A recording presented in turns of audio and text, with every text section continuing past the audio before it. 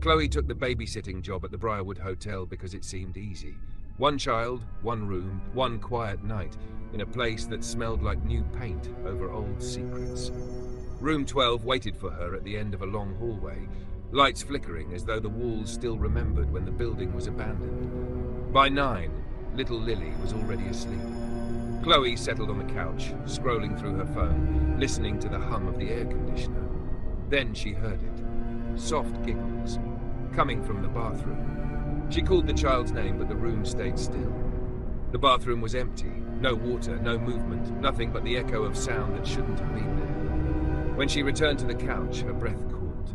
Tiny, wet footprints marked the carpet, leading toward the closet.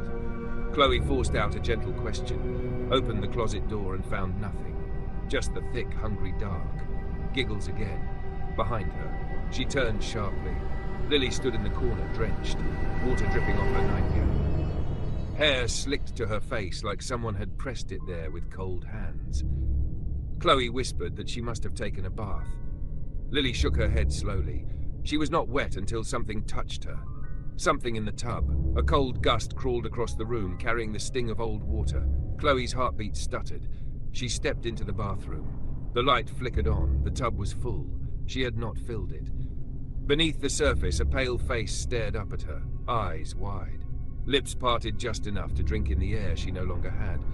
The water trembled as if something deep below was preparing to rise.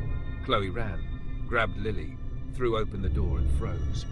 A woman stood in the hallway, soaked to the bone, hair hanging like a dark curtain, water spreading across the carpet in a widening pool. Lily's voice was barely a breath. That is her.